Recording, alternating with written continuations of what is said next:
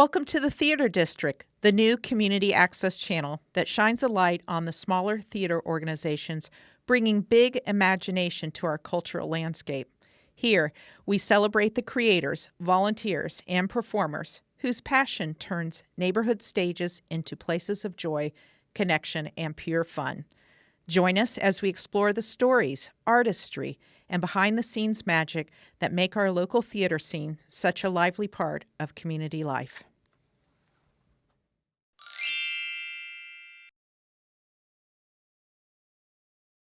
Well, I'm Maggie Lott, and I am the current facilitator of Readers Theater Unlimited.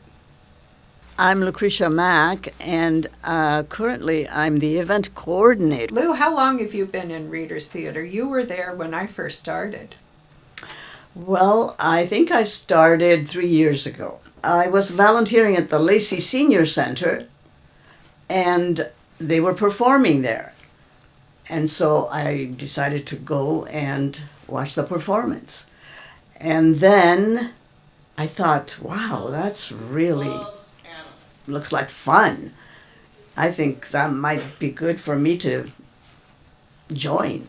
I saw them listed in the catalog at the Lacey Senior, or at the, both the Lacey Senior Center and the Olympia Senior Center. And so I decided one day, I said, well, I'm going to try it.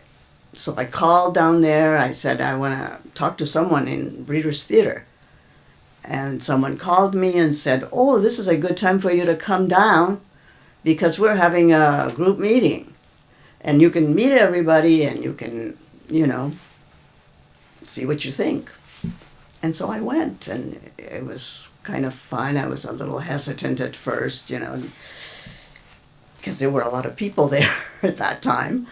And I decided to go to, script reading, and I enjoyed that. And I went to some of the rehearsals, enjoyed that. I went to the dress rehearsal, and then I went to watch one of their performances in one of the venues.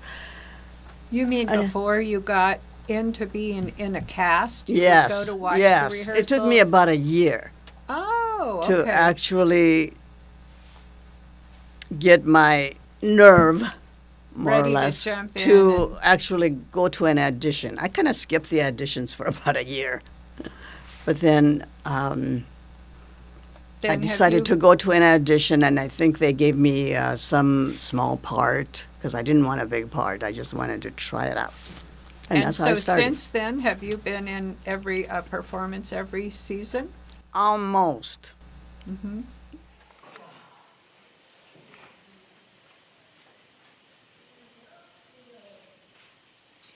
You to make sure you don't get too fresh with me. I'll just have to control myself. You and your psychology. Now you are the proud owner of a $12 barn cat. Let's get out of here before you decide to buy another one. I'm Lucretia Mack. I played Carla, the other antique dealer. Yeah. Okay. I started sometime after you, 2 to 3 years ago, and I came to Readers Theater because like 30 years ago I saw a Readers Theater performance, and I just loved it, and I kept thinking I want to do Readers Theater, when I can. And then but I taught elementary school, so I was busy, of course, during the day. And but I used to do Readers Theater programs with my students. I would find a cute script in Readers Theater format, have the students practice it. We would practice, and then we would perform for each other. And it was always fun. And I just always liked reading with expression. I love to bring the person, the character, alive by the reading dramatically of a character. I always loved that. I like to hear it, out loud. And so I always thought one of these days I'm going to join a Readers Theater group. And then I heard there was one at the Senior Center and checked into it, and then I started coming. So, and I too went to this group readings for a while before I ever auditioned and took a role. But it's really fun. I really like performing. And I remember seeing you at one of the performances, and I came over and talked to you, and I said, Maggie, you should take a part. Let's see. I'll tell you about my background, and then you could share yours. That's kind of my background is as I had seen it before and always wanted to be in it. But I've never been in the theater performance before, but I love to go to see plays and theater, and I've always done that. But I have become a storyteller over the past years. But storytelling is different from being in a play performance or a reader's theater, because storytelling is by yourself and you don't have to memorize a story, but you can kind of ad lib. But with reader's theater and plays, you have a script and you need to, say your lines consistently, and then there's a person who's, you're in dialogue with, and you're together performing this, and so you have to have your lines consistent so they know when to come in. Right. So that's a little different. But as far as enlivening the speech with gestures and facial expression, that's all part of storytelling. So, but it's different, but it's very similar, and it's also very satisfying. Yes. Yes. So, what's your background? Well, as a child growing up in Italy, when I was about 8 or 9, I was cast as a teacher in a play with, we were all Catholics in that town, and we had catechism, and some ladies came from Milan to give us some new input and some new experiences. And they did this play. And I was the lead role, and all my students, I was a teacher, and all my students were from different parts of Italy. And this was kind of an educational experience, because each cast member would talk about where they came from and all their glories of the city and all the things that were beautiful there, and why we should go visit them. One came from Bergamo, one came from Genoa, another one came from Montova.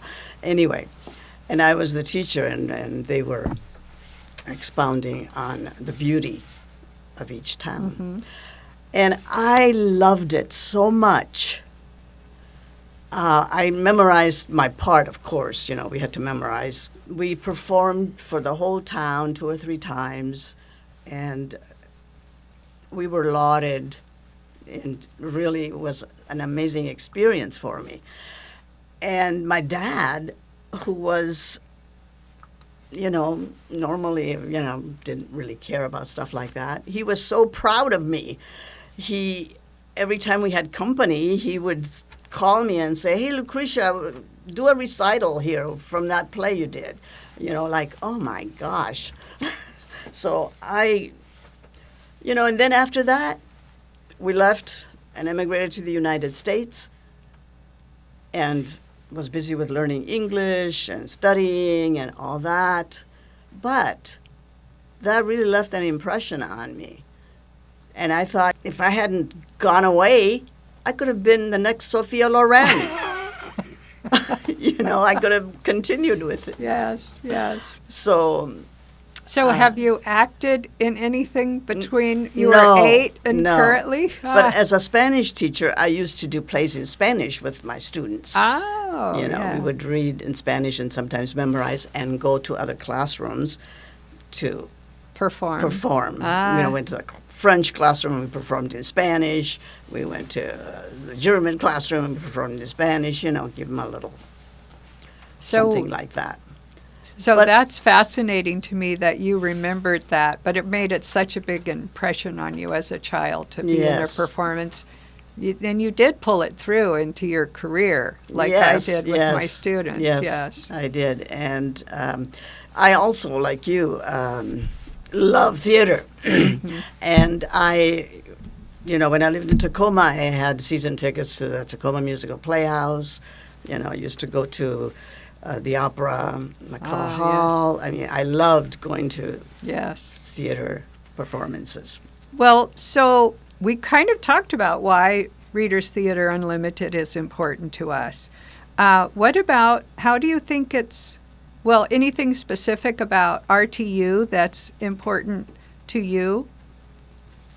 It's important to me because the activity isn't just sitting down all the time. But You like with the Readers activity. Theater, I like, the rehearsals. You're up and about. It's activity for your mind, activity for your physical activity. Yes. So I like that, I enjoy it because I like bringing the character to life. I like thinking about the situation and the dialogue between two characters. What's going on? What's the motivation? What's their attitude? To kind of convey that in the voice and the gestures. I think that's very intriguing. And I also think it's important for our group. I think it builds community. We have a community of people who like theater. They like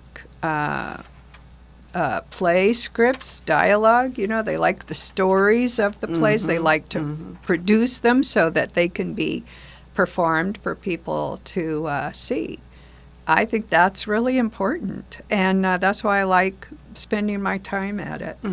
And I think it's also so beneficial to the community because we go into, we perform for the public at the Olympia Center and the Lacey Senior Center, but we also go to retirement centers, Yes. assisted living centers. We went to a memory care place. Yeah, and for the first time. Everyone enjoys it. They smile, they laugh, and I think it's very satisfying to be Yes. able to provide plays for different groups. Yeah, I agree with you. It's very important for the community, and especially for the venues when we go and visit them. It's like bringing in a breath of fresh air from the outside world, and they do enjoy it. And they, always, there's some people that come all the time, and I see them, and I do talk to them, and they say, "Oh, when are you coming back? We just love having you over. I'm waiting for the next one." So it's always nice to hear that they appreciate it. Yes. Take us through the production process. We read different scripts and several different scripts. We have a certain day designated for script reading, and then we select usually two, in my experience, and then we cast it. People audition, and that's a very easy process. We just read a few lines. The directors cast the show, and then we meet for rehearsals. We rehearse once a week for like 2 months, right? We have at least 8, 9 rehearsals, and then we perform. And we have our costumes, that we kind of get up ourselves Right. to designate our character. We have props, to put on the play that we need. And then we have about 2 weeks, 10, 11 different performances. So that's kind of basic how it goes. Venue selection, you know all about that, Lou. Tell us about the venue Venues. We go to the same venues mostly. Every 3 times a year. And for this next one, we are going to perform June 15th to the 26th. And June 15th is usually dress rehearsal. And then June 16th is going to be the performance at the Olympia Center. Senior Center. And then the rest of the time, the 8 other performances are usually, there's a Lacey Senior Center also that we perform at. And those 2 are the ones, Lacey and Olympia, the public is invited to come and see the performance. But the others, they're private companies, private living facilities. So, but basically, I just call them and see what day is available, and we go a half hour early and set up, and then we perform.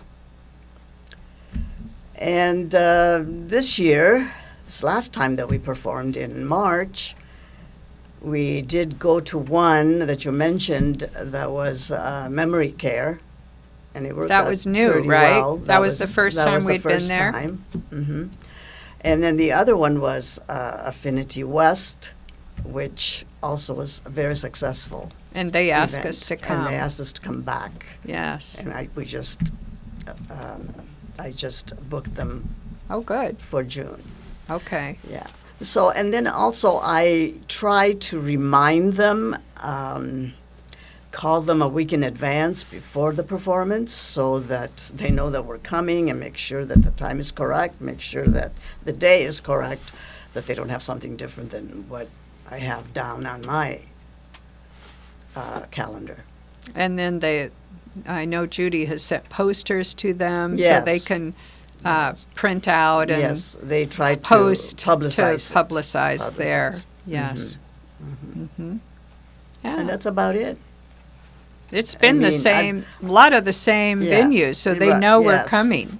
They Yes. anticipate that we're coming. So I think I took over about 2 years ago, maybe even less. Mm-hmm.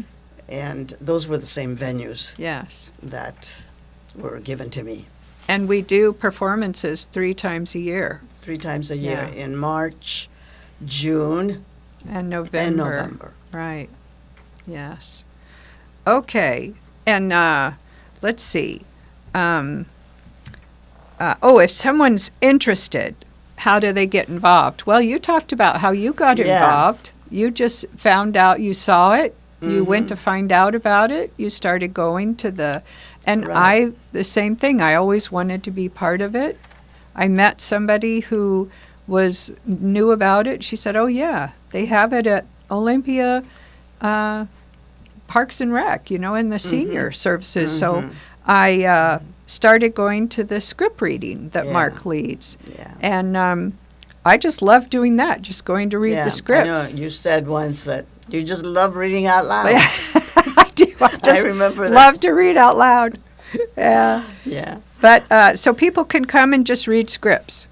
Right. And then if they want, they can, like you said, kind of come for a while to get used to it, and then they can audition and get a part and then rehearse to put on the play. So we rehearse so that we Yeah. know what we're doing and we feel confident. And then some people volunteer and they're not a part of a cast performing out, in front of on the stage, but they might have a behind the scenes Right. role, like sound tech or something, or helping with props. So there's other ways of doing it besides Right, and I did performing. that once when Nanette directed a play. Yeah, we had so many scenes. You were that helping I to get had to, put signs, take signs down, and put another sign up. Get rid of a table and come out with something else, a couch. So I, if that's there the are way other I started. Yeah, other ways Yeah, to help out. Right. Yes, and the other thing we didn't think of was in August we do skill building.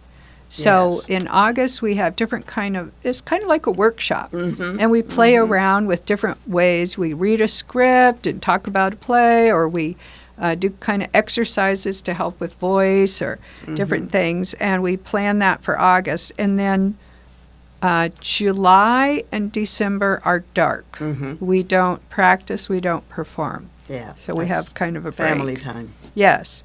And so, is there anything else to share about Readers Theater Unlimited? I don't think so. I think we I covered think- it. Yeah, we covered We have a everything. good time doing it. Yes. Yes, that's why we keep coming back. Right, right. I love it. Yeah, I love it. me too.